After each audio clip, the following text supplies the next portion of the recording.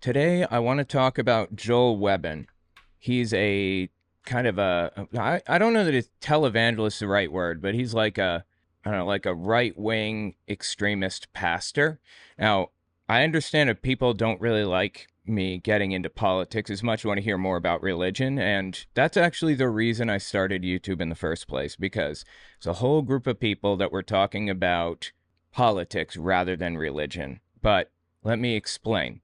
Politics and religion in the past 8 years have become so inextricably linked that it's nearly impossible to break them free of each other. Let me just give a couple of examples with Joel Webbon specifically, okay? If you watch my channel, regularly at all, you'll probably recognize a couple of the videos that I want to show. Listen to Joel Webbon's breakdown here. By the way, while we listen to this stuff, we're going to play some Breath of the Wild in the background. Shouldn't bother you too much. You never played before. Just give this a listen. God appoints some kind of ruler who is unapologetically Christian, and he comes in with a sword and says, I'm sorry, but lawlessness and wickedness will not be tolerated anymore. And he doesn't force conversions, just for the record, because that's another one of the objections that's just ill-founded. He doesn't go around forcing conversions, but instead what he does is he forces external morality. He doesn't force a change of heart. Only the gospel can do that. So what he's saying here... What a king can do is he can say, whether you're regenerate or not, you're going to pretend.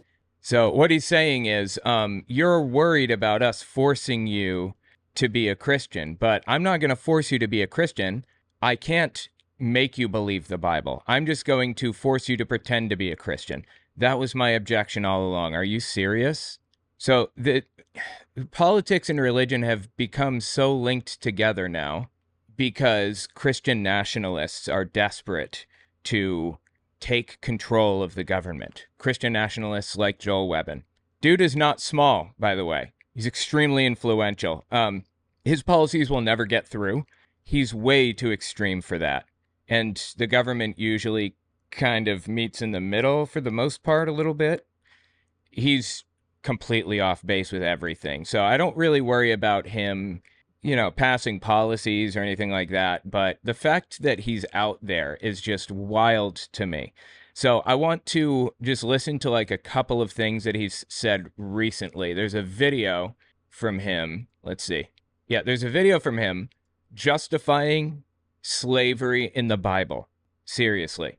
And it crosses over into politics of today really smoothly. So I don't know. I feel like it's really hard for me to stay away from it completely. I talked about this, as a matter of fact, not too long ago on my Fireside channel. We're not going to watch the whole thing, but just want to give you an idea of some of the things he's saying right now.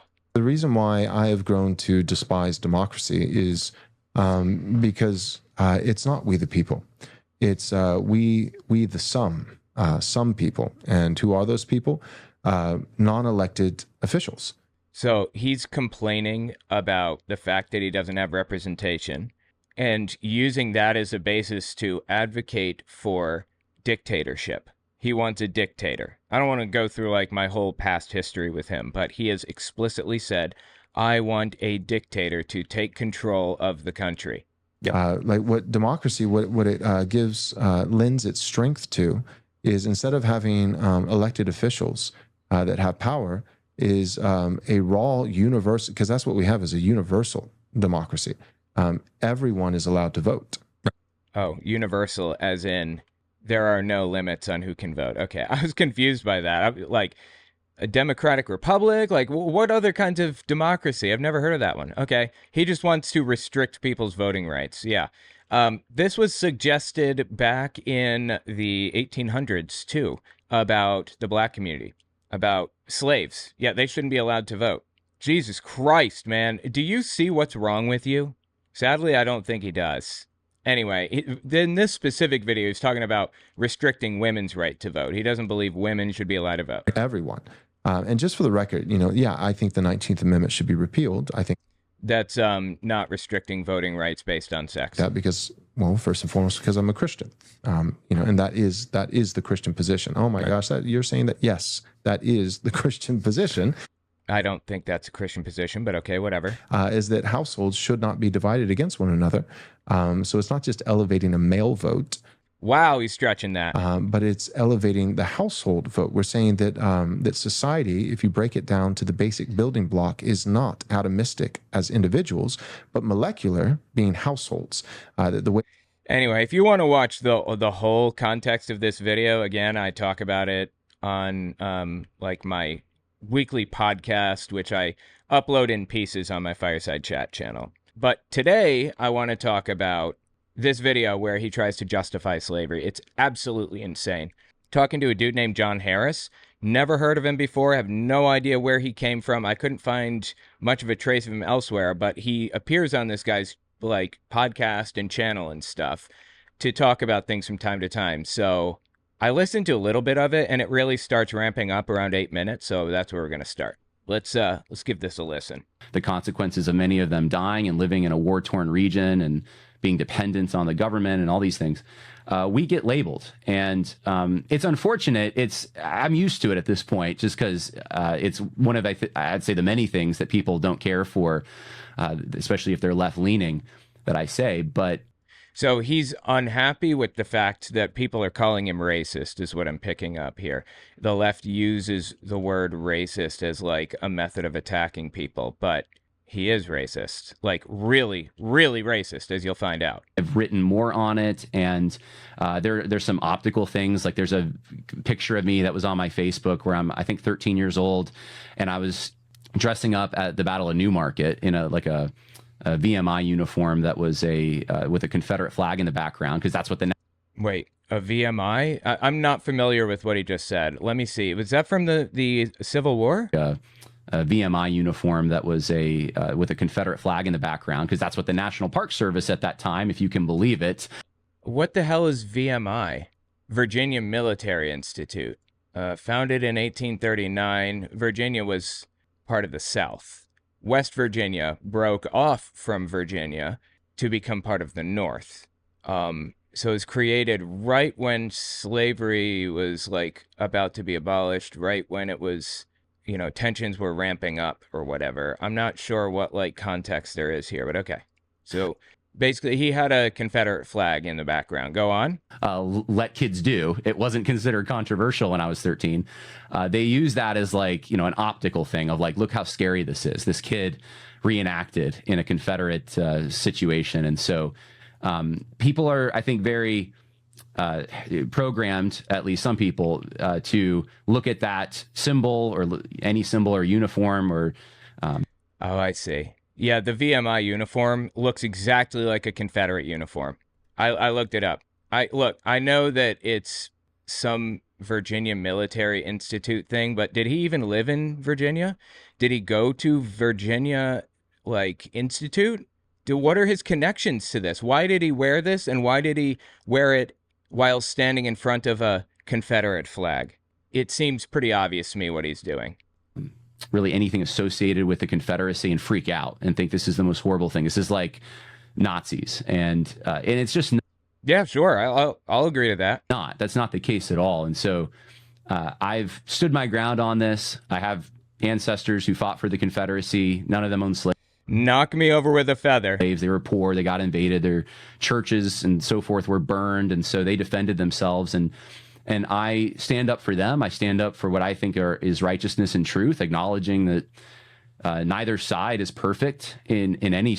Oh my God, he's both sidesing us right now with the Confederacy. Bro, the Confederacy was an enemy nation, okay? They were enemies. You're not, like, there is no excuse for what the Confederacy did. But even worse, the excuse they're using is slavery. Struggle, and that certainly goes for the South as well. And that certainly goes for the institution of slavery, by the way, which I don't think that they were primarily trying to defend in the war. But really? I think even the fact that their society featured this labor relationship, that doesn't mean that the society... It was a labor relationship, he says. Their society featured a labor relationship of slavery. Oh my God, dude. That their society featured this labor relationship, that doesn't mean that the society was intrinsically, fundamentally bad and... Yes, it does. On this level of Holocaust, which is Yes, it does mean that. basically what the post-war consensus basically made the Holocaust the worst thing ever, and now we're roping in all these other things. Slavery is just another Holocaust. It happened in the United States. Sure, yeah, okay. I'll take that. It was bad. And I'm just like blown away that he's justifying this. There's no excuse for this, honestly. MAGA anti-immigration is now apparently another Holocaust. And so he's trying to be hyperbolic here, but no, nobody said any of that. However, there are absolutely things that are, up there that are real bad and disgusting and horrific and wrong. And he's sitting here justifying it. My God, dude. So it's like this moral play that they keep doing. And I just don't want to let them do it. So talk to us a little bit about where do you... It's a moral play the left keeps doing, denouncing slavery. My God. This coming from people who are constantly talking about the morality of being gay or whatever and how it's so wrong. I mean, that should tell you exactly where their heads are at, right? Like, I don't think that most people are racist. The vast majority of people are not racist, at least not consciously racist, not knowingly. I think nearly everybody perpetuates racist outcomes. They do things that hurt minority groups regularly. I mean, me included, without even realizing. But I don't think 90% of the country is intentionally, knowingly racist. These guys are part of that 10% that are. And they're like, when one of those people who's actually doing racist things but doesn't even realize that it's racist, when they're called out for being racist, they feel like offended by it, and this guy who's genuinely, legitimately racist is playing off of that anger that they keep doing. And I just don't want to let them do it. So talk to us a little bit about where do you see the error, if you see any at all, with the abolitionists, and then kind of a question tied into that. If not slavery, what was the Civil War about? And certainly, I mean, it was about slavery, but what also was the Civil I'm surprised that he admitted that. The right's trying to erase that. War about? Sure. Okay. So abolitionists first. This is actually very relevant because a lot of pro-life or anti-abortion groups want to tie in their movement with abolitionism on some level by making a moral comparison between abortion today and slavery. I've literally never heard that argument before in my entire life. What the hell is he talking about? And I've argued that this is really what Karen Swallow Prior does. This is what Russell Moore does, where they try to take other issues that aren't directly murder and then make them pro-life. And so you shouldn't be surprised if anti-smoking or pro-BLM. Wait a minute. Is he saying abortion is equally as bad as slavery because that's effectively what you're doing and they are the new abolitionists or whatever? I've never heard that from the right, but that doesn't surprise me. That kind of tracks. And he's upset that the right is framing themselves as abolitionists, I guess. Holy shit, man. Make them pro-life. And so you shouldn't be surprised if anti-smoking or pro-BLM or pro-environmental, anti-greenhouse gases becomes a pro-life issue, because you're already doing it once you make that moral comparison. So this is directly relevant for that reason. But we have... Okay, I don't know what any of that other stuff is about, but he's saying the logical extension of abolition, of no longer wanting to enslave people, the natural extension to that is people being able to be equal citizens in society and not have second-class citizens. BLM. Moral comparison. So this is directly relevant for that reason. But we have to make a distinction before I think we arrive at abolitionism, because the abolitionists, the name can be somewhat confusing if you are not a student of history. They were a specific group located in the North. Okay. Pretty much radical. In fact, I'd rather use the word radical abolitionist or immediate abolitionist to describe them, because the word radical obviously has negative connotations to it. It seems like that's why he's using the word here, right? What distinguished them wasn't so much that they were against slavery. You had a number of gradual emancipationists who were also against slavery. What distinguished them was they wanted an immediate end to slavery because they believed the slave-master relationship was intrinsically a sin. Okay, yeah, sure. Whatever gets you there. I don't care if it's a sin. I don't care if the Bible endorsed it. It's irrelevant to me. But if that's what you need to tell yourself to end slavery, then great, fine. I feel like you can justify anything with the Bible, like literally anything. But just looking at it in the cold light of day, I'm trying to think, does the Bible endorse slavery? There was slavery at the time. I don't think Jesus condemned slavery, right? He even referenced it. I mean, not positively or negatively or whatever, but it was referenced. I think Paul might have referenced slavery positively. And then, of course, there's the Old Testament. But I don't really put much stock in the Old Testament because it's irrelevant for Christianity today, largely. I guess you could say that the Bible is kind of pro-slavery. Yeah, sure. In and of itself. I'm sorry, let me rephrase. The New Testament is pro-slavery. They believed the slave-master relationship was intrinsically a sin in and of itself. So there was no way that someone like Robert E. Lee, who inherited his slaves and thought that Christian civilization would eventually get rid of slavery, but he couldn't. He inherited them. See, he didn't purchase them, so he wasn't really participating in the system. Are you serious with this? You know that they could have, just freed the slaves anytime they wanted, right? They could just say, hey, I don't think that owning a human being is right, so I'm putting an end to it, and it's all, it's on you now. Have fun and do your thing. But no, Robert E. Lee didn't do that. He continued to perpetuate this whole thing by continuing to own slaves. My God. Afford to free them, and they wouldn't be in a good circumstance if he did try to do that. Someone like him they wouldn't be in a good circumstance if he tried to free them. You catch that? Dude is saying slaves are better off as slaves. They're doing better working for me for free. Holy Christ.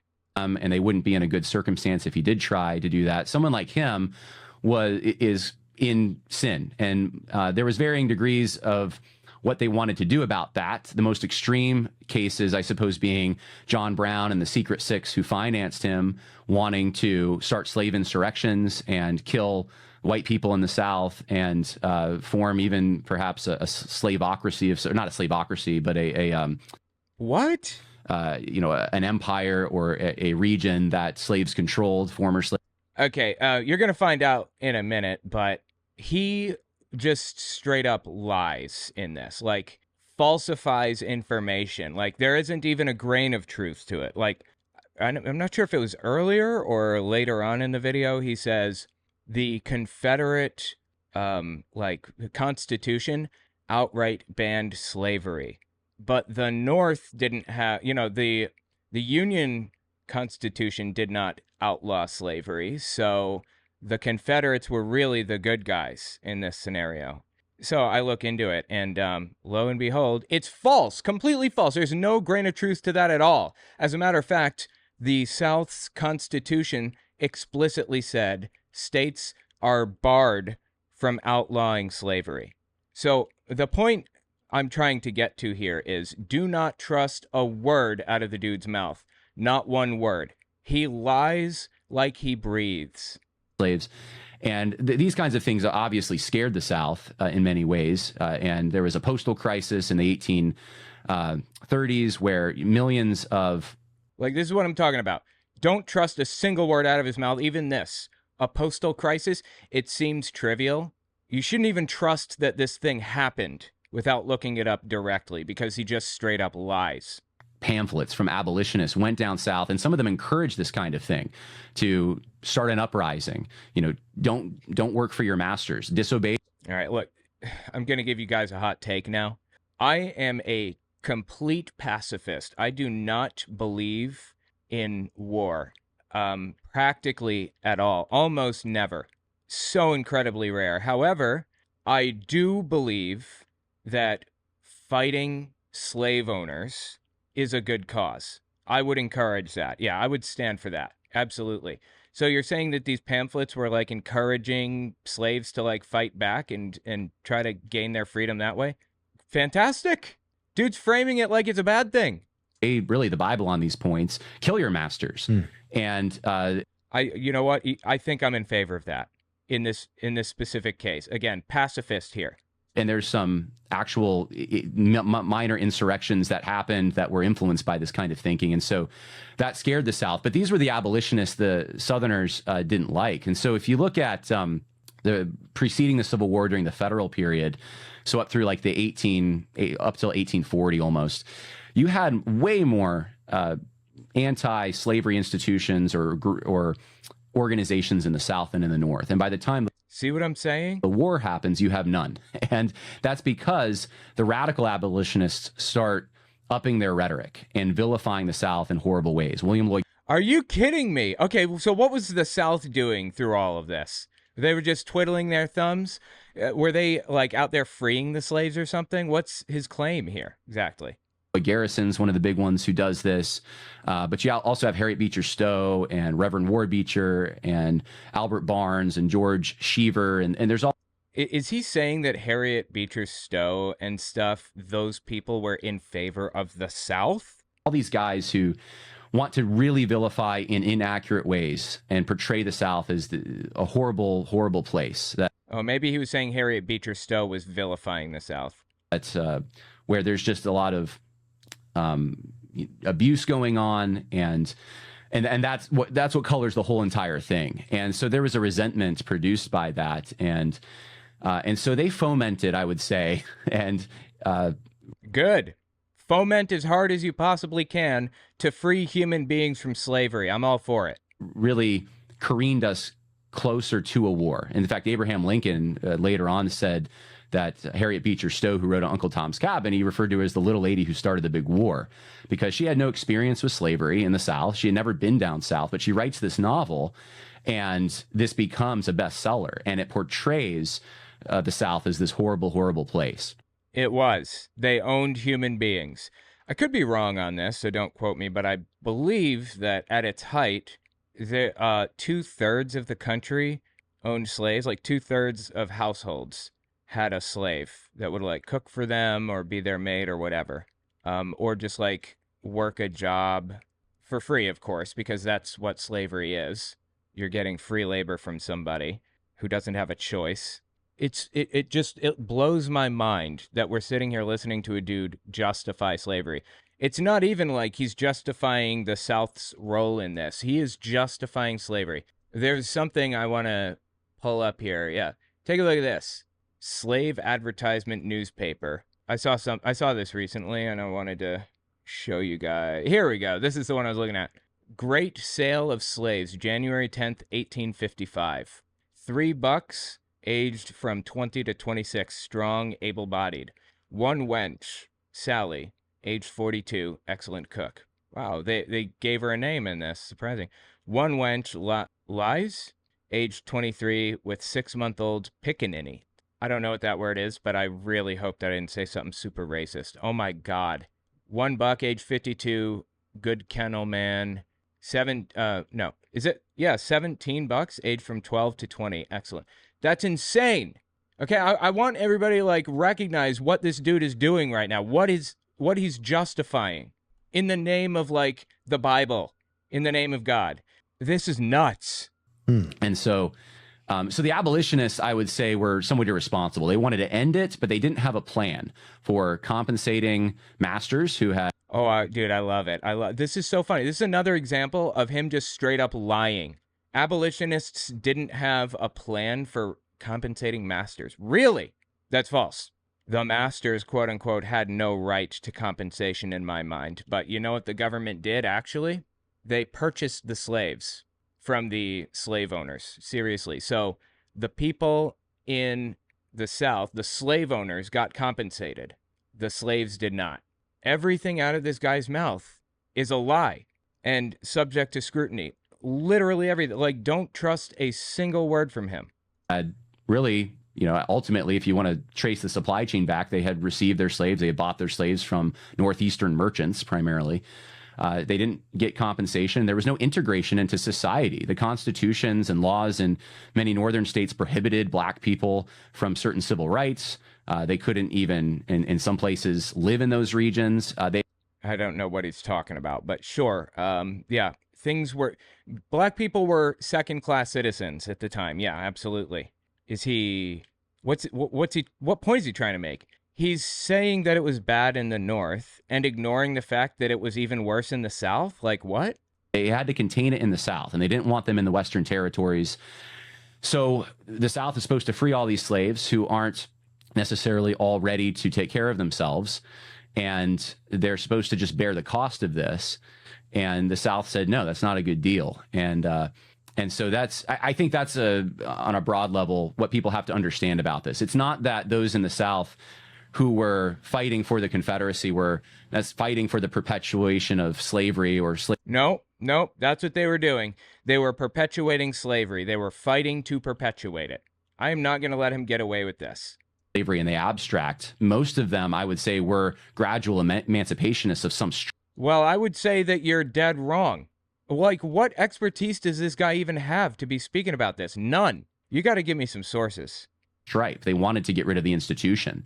And there's some proof I can go through if you want to know. Oh, great proof. Yes, fantastic. Lay it on me. Would you be surprised to know that he never lays the proof down for everybody to see? He's completely full of it. They just weren't radical abolitionists that saw a one-size-fits-all solution to immediately abolish without compensation and integration. So one size fits all. You have to free your slaves, and that's just what it is. One size. Yeah. Black and white issue. And that's just wrong in his mind. It was too black and white. People shouldn't all have to free their slaves. Oh my God, dude. And the absolutely insane part of this is that Pastor Joel Webbin, is sitting here listening to this, agreeing with this, going, yeah, that sounds good. Absolutely. That's insane.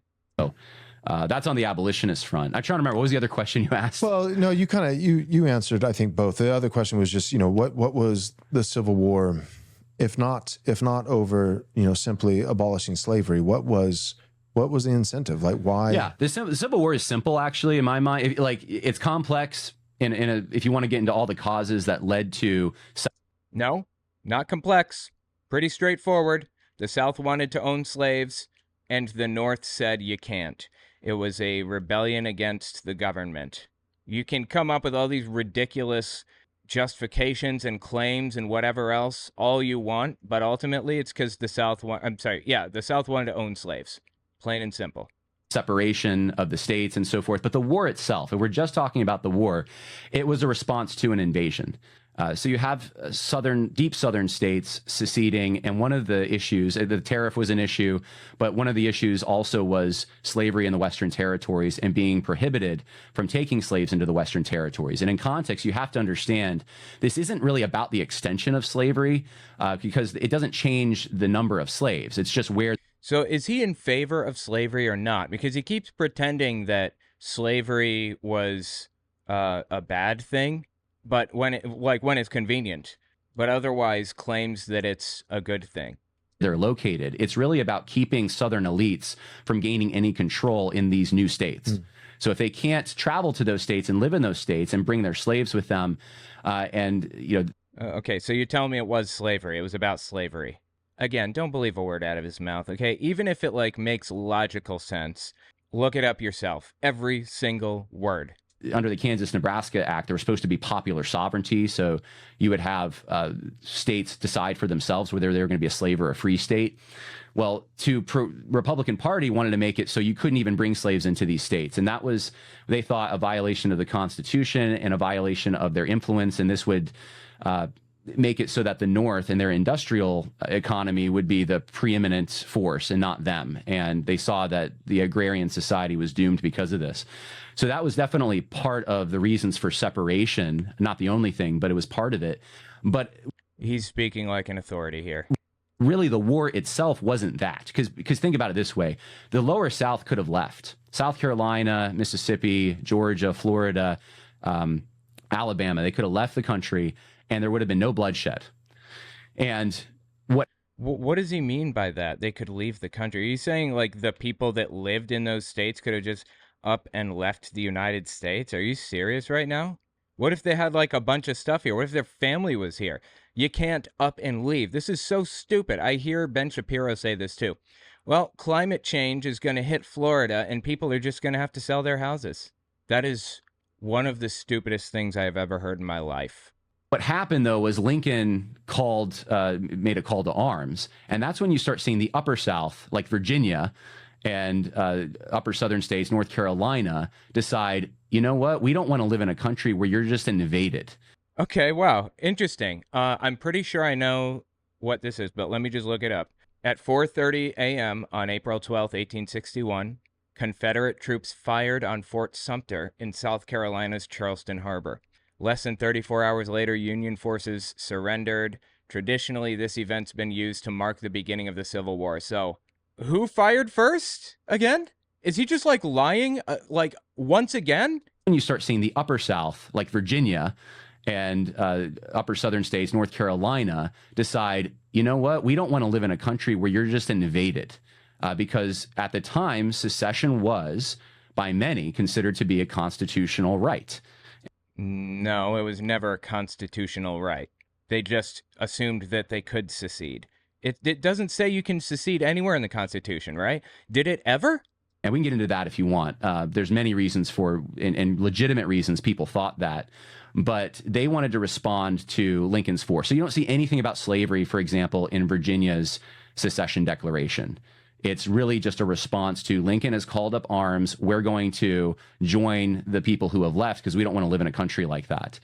This is just complete bullshit. Like from beginning to end, all of it. It's just a lie. So the war itself was about whether or not a state has the right to secede. And you can go into the background and you can look at these other causes that cause division, even Northern liberalism, Northern higher criticism, Unitarianism, all these things do factor in. There's cultural clashes going on even before slavery, or I should say abolitionism really becomes an issue. But ultimately, the wars comes down to we're going to defend ourselves against an invasion. Going back to something you said previously, What an absolutely wild take on the Civil War. The South was just defending themselves from invasion. Oh my God. who were selling slaves? You said like Eastern merchants. Who were they? Northeast. Oh boy, more lies. Ready?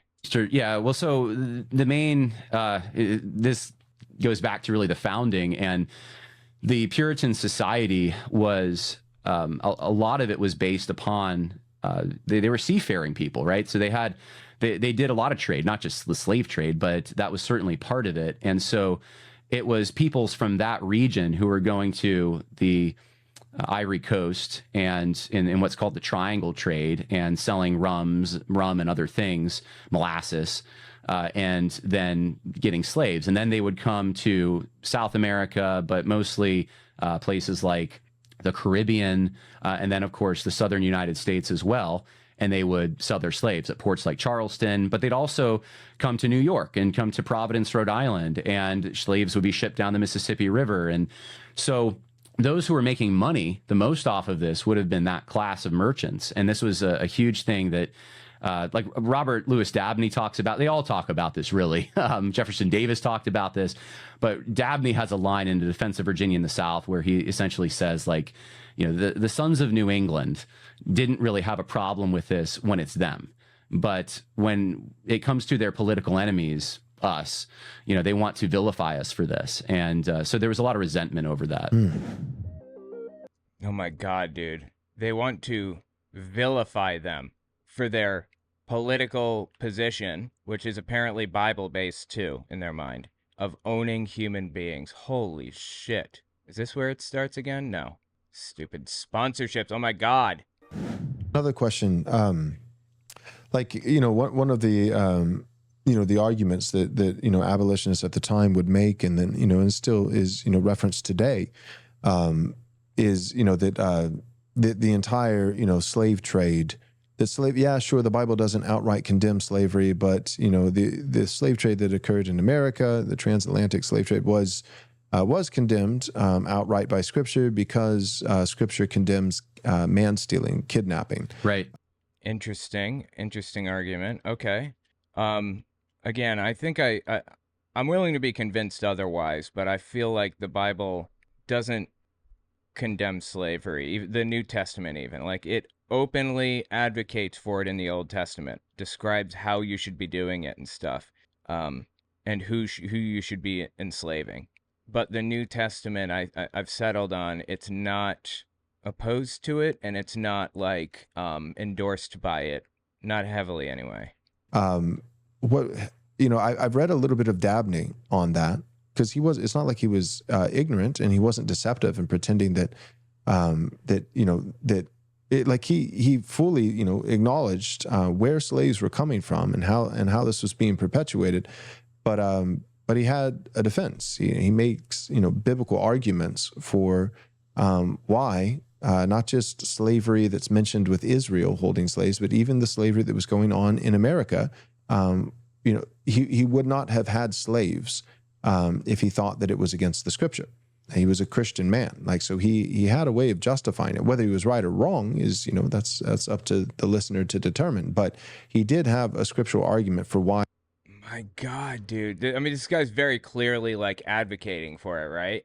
Even slavery in America that was based on race, that it still actually met the Bible's standards. Can you get in? What would you say? Just holy Christ! Someone who says, well, slavery in America, it was exclusively black people, and all these black people were stolen, and so therefore, not one single person in the South, while claiming to be a Christian, had a leg to stand on.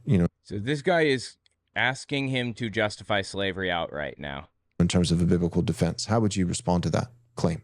Yeah, a few things. So number one, this may seem minor, and I think I accept the general premise here that you're mainly sourcing the slaves from the Ivory Coast because the slave markets were already set up there. Again, I don't know. I don't feel like looking it up. Do not trust a word out of his mouth. And that's where there's tribal warfare going on. And it's Africans who are selling Africans into slavery to Europeans and also to Muslims. So these markets were already there. So is he saying that white people were just completely their hands were entirely clean on this issue? They were just purchasing them? Are you serious right now? I believe that there were some slave traders in Africa, to my knowledge, but those people are not here now, and they weren't in the United States perpetuating it and continuing to own them and sell them. Holy shit. It wasn't that the Europeans went and formed them. And you know what? One more thing. Slave trade bad. See how simple that is? I denounce that. It was bad for African people to trade slaves if they did, and it was bad for white people to trade slaves. See how that works? He's looking for a gotcha here. Which is an important point probably to bring up. But it wasn't strictly based on race. If you think about it this way, and I know people are going to bring in all the justifications some did use in the North, by the way, also to justify not just slavery, but segregation and these kinds of things, that there is a racial hierarchy. You can find these kinds of quotes, but I would say that it's more based upon location in a way, it's geography. This is just where there were workers that you could. Dude, are you kidding me right now? It wasn't race based? You telling me that you believe that slavery in the United States was based on where people lived? It's capitalism in a way. They're cheaper. You can easily obtain them right on the coast there. And so that's why it was so easy for them to ship them over. But you did have white slaves. And oftentimes. Okay. I shouldn't even be conceding this, but let's say hypothetically maybe that's true. There were white slaves. How many?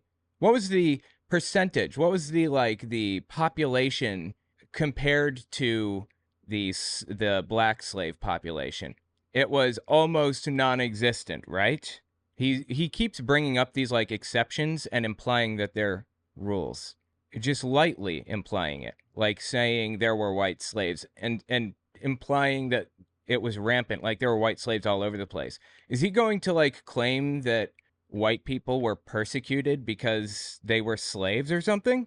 We refer to them as indentured servants. In fact, those who came over from Africa on the Dutch ship in 16. Well, indentured servitude is effectively slavery, but that's not, I don't know. They're different a little bit.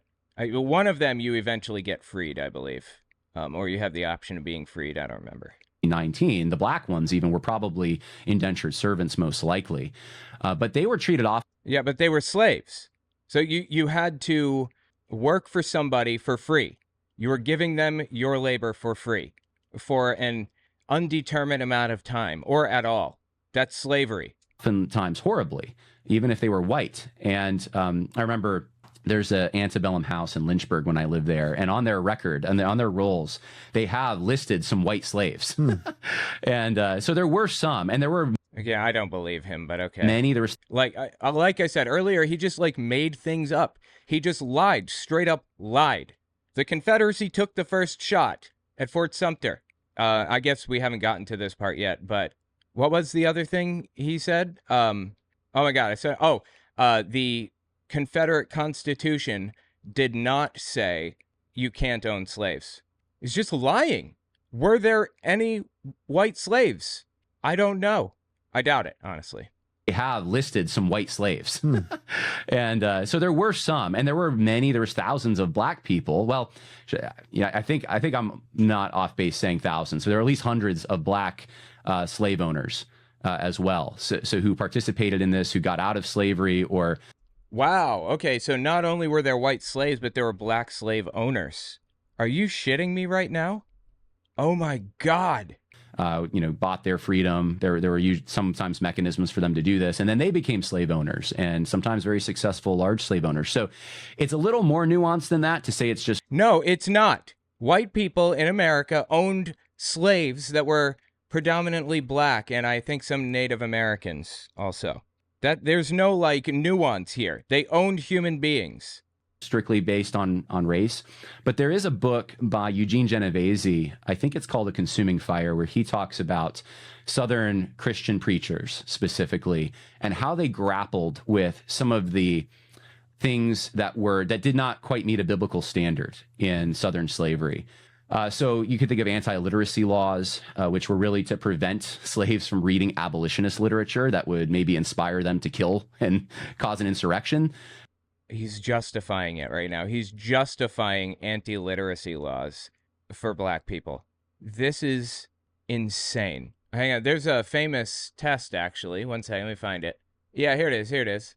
Wow. I have a clip collection. owenmorgan.com/clips if you want access. It's free. I'm not selling you anything.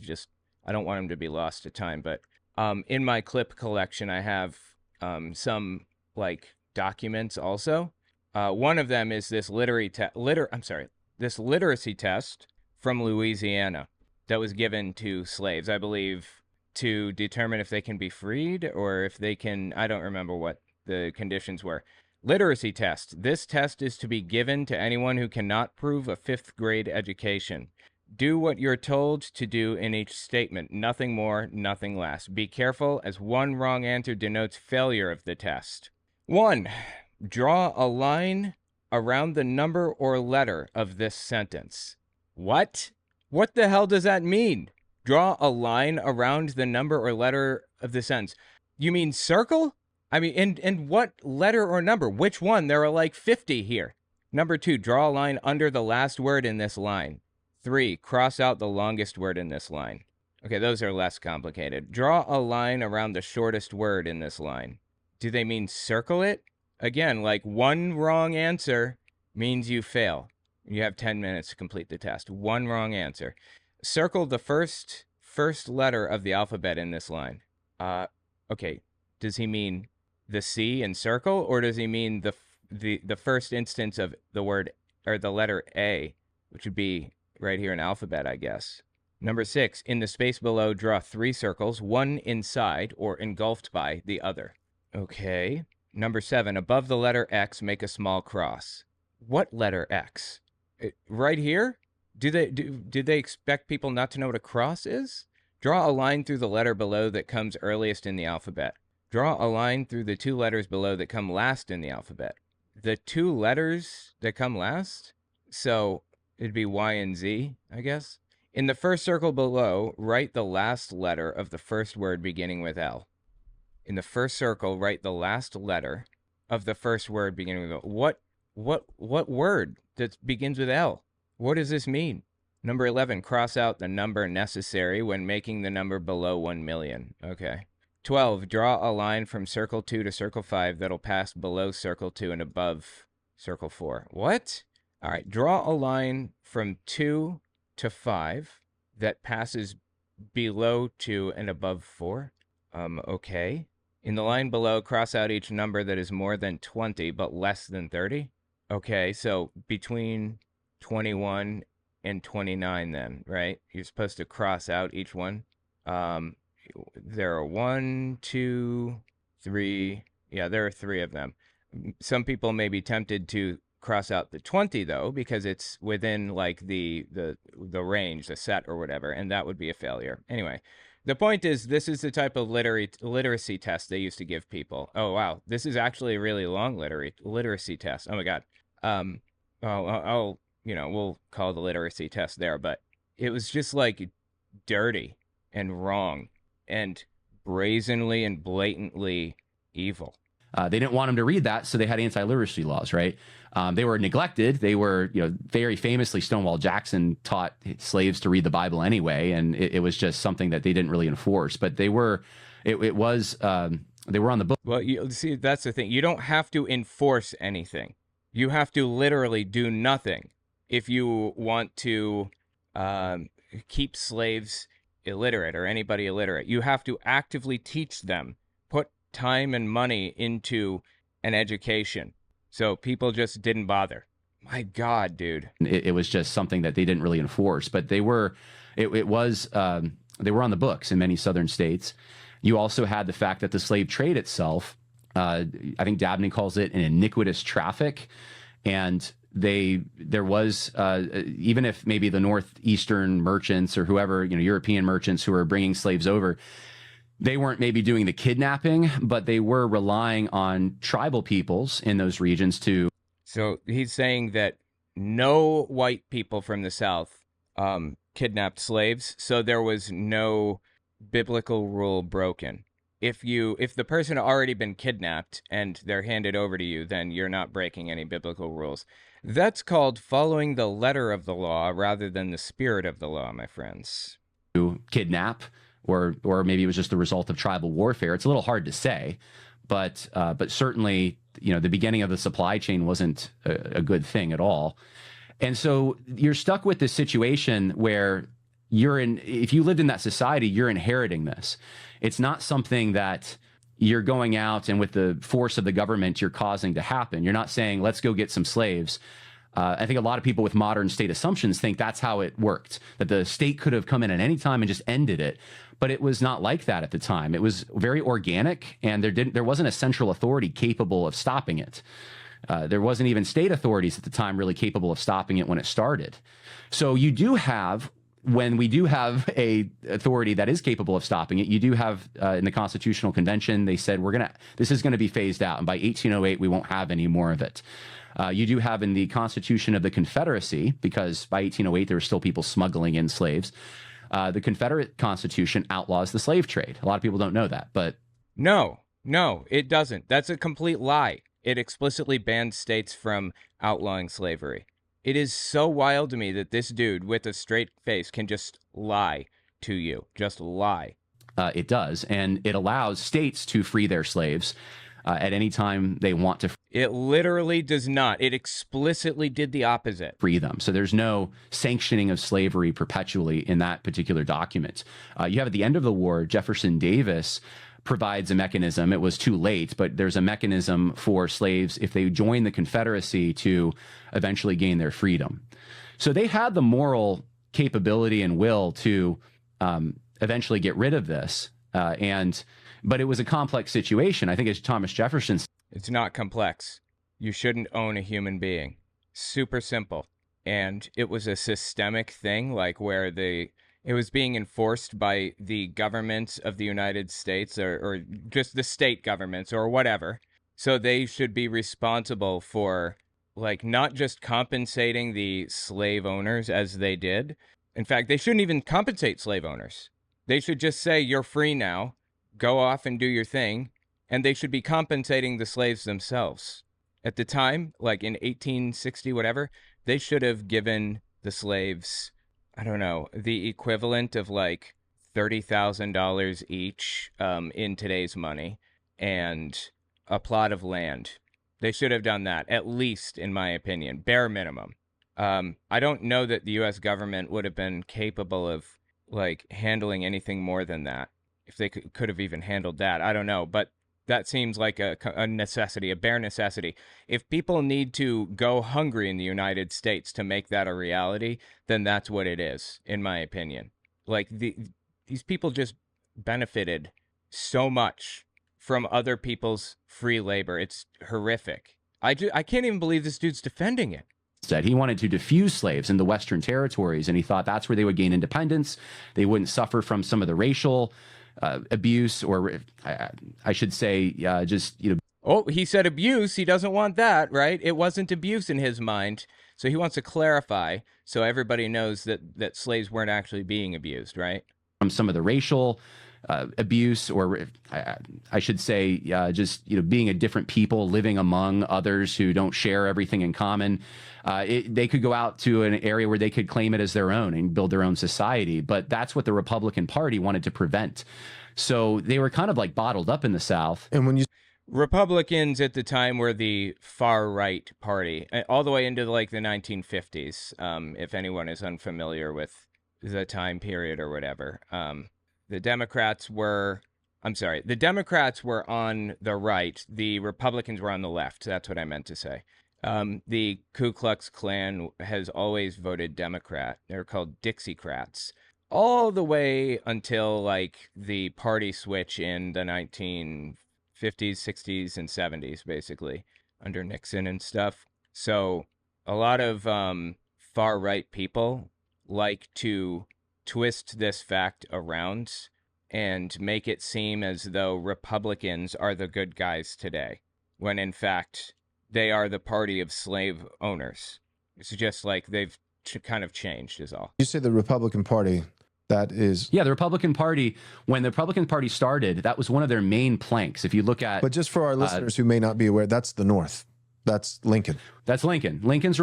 Right. So is he in favor of slavery or against it? He keeps switching.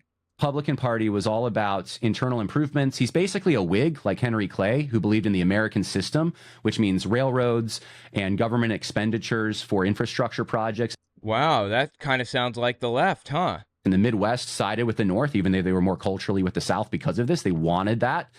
The South didn't want that. They were for smaller government, and they, you know, didn't want the tariff that funded these kinds of things because it hurt them and made them force them to buy from manufacturers in the North. So there's a lot of... That's so fascinating. So right now he says the North, the people that you tend to value and think are like the good guys in this scenario, the North were really the Republicans. So you should respect Republicans. And then he starts to like talk positively about the South. I mean, you're seeing this, right? He's flipping back and forth, back and forth. Whatever is most convenient to him in any moment is the one he espouses. Economic things going on. But one of the things that was a main plank of the Republican Party, if you look at their state conventions, you look at early Republican leaders and quotations by them, they are very adamant that the Western territories, which are going to become states eventually, should be for free white labor, meaning we only want white people in these areas. We do not want black people there. And okay, well, I don't believe in segregation. See how that works? That was one of their reasons for excluding slavery. They didn't want to be around black people. And this is one of the things that doesn't fit the modern narrative, but it's just true. I mean, again, don't trust a word out of his mouth, okay? He lies like he breathes. Now, let me just step back and listen one more time to that. The Western territories, which are going to become states eventually, should be for free white labor, meaning we only want white people in these areas. We do not want black people. So the Western states, he's claiming, were not part of the North, really, or they were only part of the North because they didn't want black people in their neighborhoods, I guess. They were for segregation. Well, again, I don't trust a word out of his mouth, but even by his own narrative here, it sounds like they were for the North, right? People there. And that was one of their reasons for excluding slavery. They didn't want to be around black people. And this is one of the things that doesn't fit the modern narrative, but it's just true. I mean, what doesn't fit the modern narrative? I don't understand how that doesn't fit the modern narrative. And what's the narrative?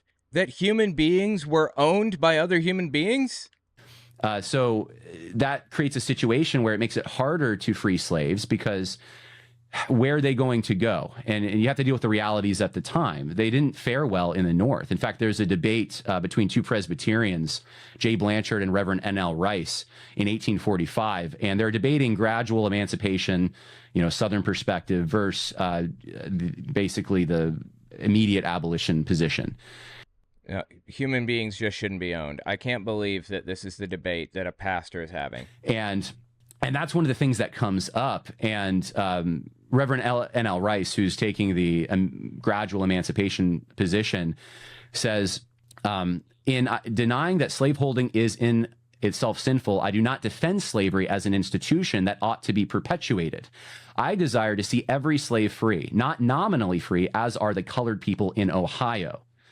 And so he's slamming them and saying, you guys are calling for free the slaves, free the slaves. You don't have any of them living near you. And the few black people that do live in your states, you discriminate against very heavily. And I don't want to see them in that situation either. So putting them in the West, allowing them to go out. Oh my God, dude. So you're telling me that you believe that slavery is preferable to being a misfit in society or being a second-class citizen? That is absolutely nuts. I'll tell you what, let me know what you think about it in the comments. And if you want to see more of this kind of thing, Owen Morgan Unfiltered, 10:30 a.m. to 2:30 p.m.